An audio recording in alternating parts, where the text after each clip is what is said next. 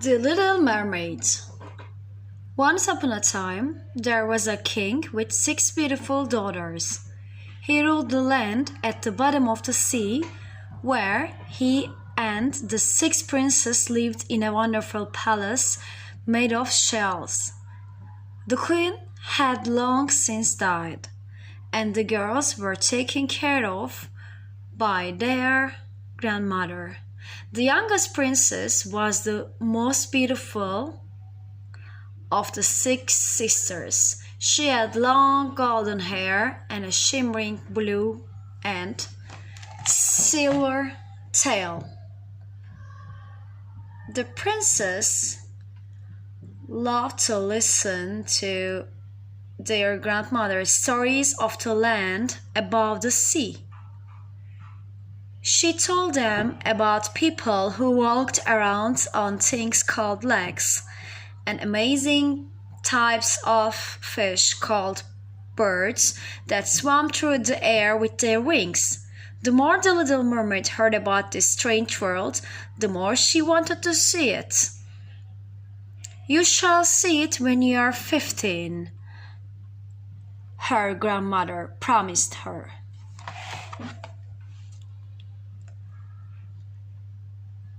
As each mermaid turned 15, they swam to the surface to see the land. They told the others about the cities and ships as large as palaces that sailed across the sea. When the Little Mermaid was 15, she went to see the world she had longed to visit. She saw a fine ship with a handsome prince on the deck.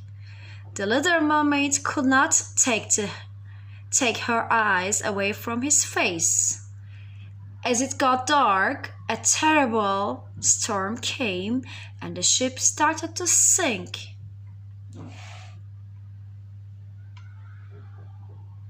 The Little Mermaid saw the struggling in the sea and went to help him.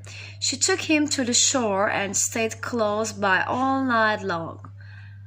In the morning, some girls from the nearby town came to help him. The Little Mermaid became sad as they led him away. She thought she would never see the handsome prince again. The Little Mermaid often returned to the shore and sometimes even saw the prince.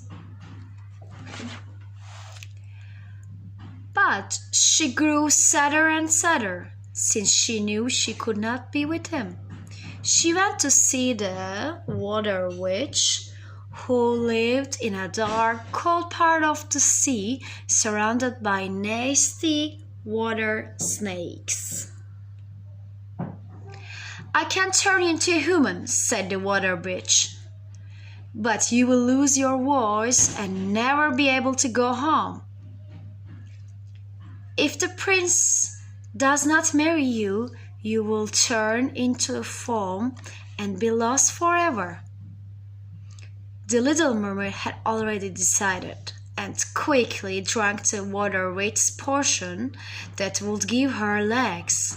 She swam to the prince's ship, and any sadness that she felt about leaving was forgotten when she met the prince.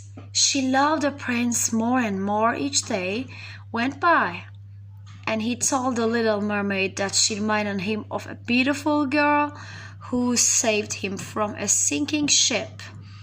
Of course, the poor Little Mermaid could not tell the prince that she was that girl.